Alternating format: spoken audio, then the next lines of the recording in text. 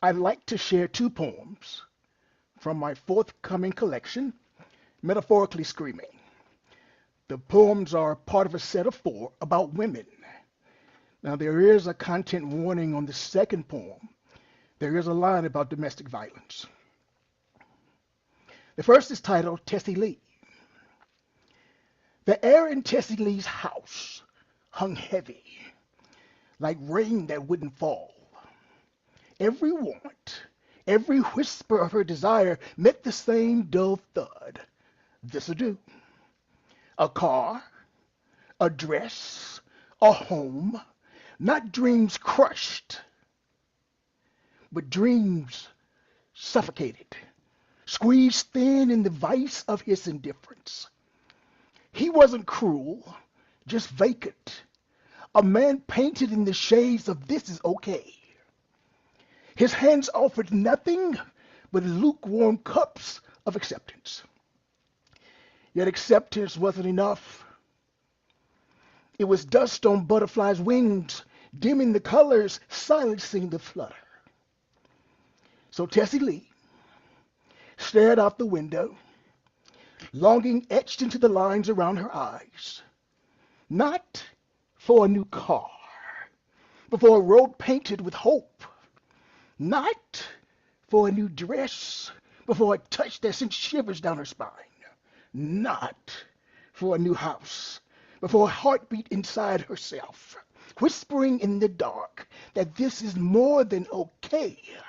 This is us. She knew. She always knew. A Visidu man didn't see the glitter in her hair, the way she danced in defiance against the sun, didn't feel the tremor in her fingers as she braided her hair, each twisting a silent prayer for more. A Visidu man didn't count the nights her legs lay open, not for him, but for the echo of something missing, something yearning. Yes, Tessie Lee accepted him, not because she loved him, but because the emptiness outside was colder than the emptiness within. But acceptance wasn't enough. It wasn't the sunrise she craved, just like a match against the encroaching darkness. And now, the match had burned out. He was gone. He walked away. He couldn't take her neediness anymore.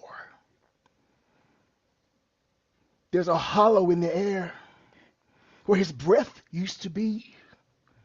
Tessie Lee, your man is gone, and he's not coming back. I told you when you met him that he was no good.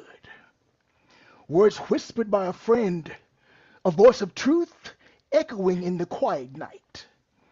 Tessie Lee took a deep breath, tears painting new maps on her face. Her heart, a bruised bird, fluttered against the bars of this ado. Yet there was still a spark, a tiny ember of hope. She may have asked for what she got, but she wouldn't ask for it anymore. It's Tessie Lee. The second one is titled Black Alice in Neverland. Black Alice was never perfect, but she had perfect ideas coming up in small town North Carolina. Sweet potato pie warming slowly on the reddish kitchen table, hot water cornbread singing on her mama's stovetop, dreams of dancing like heat waves on the horizon. She spun tales of a perfect life. Each word carefully chosen, polished like new enamel in the southern sunlight. Perfect children, perfect husband with the perfect job, never a sunny day of concern or a dark night of worry. Or so she would brag to those who would listen. Yet her close friends at Mount Calvary Galilee Memorial Baptist Church, where she attended, often saw cracks in her perfect smile, cracks outside of the meticulously drawn Norman Rockwell painting, and cracks in the crystal clear glass of flawless water that she strained so hard to drink. like an erupting dam about to burst, a Katrina coming out of the very essence of flood of whispers about reality. They sadly knew the ending before it began, knew how that impeccable lie would slowly unravel like beat-up shoes abandoned on the front porch of a hard southern rain. Observing how she involuntarily swayed back and forth during the conversation, desperately holding on to her inner self for sheer determination to live. Every time she would slip up on the charade of perfection, immediately flipping into the front door of reality, creaking and opening in the middle of the night.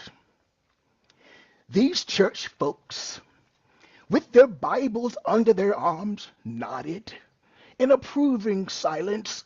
Bless her heart, they muttered to themselves.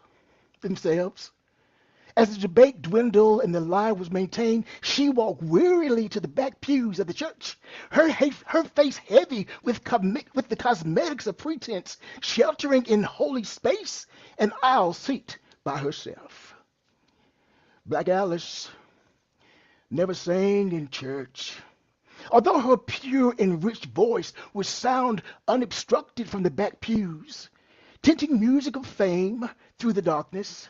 She danced in her imaginary white robe with gold braids, holy book in her hand, reading pages she never understood. But oh, how she soared on inner wings. Yet in her mind, thoughts of perfection saved her each night. Her perfect husband walked in, mad and swinging at the world. Fists were flying like fury, striking her face like lightning. Soon the storm would pass, leaving nothing but hollow peace and whispered promises. I love you, baby. You know I do. I swear I won't do it again. I won't do it again. His kiss, a band-aid on her bruised cheek. Her never perfect smile. Another performance she had learned, much like Neverland, where Black Alice lived and died each day, performing on stage through her perfect lies. Thank you.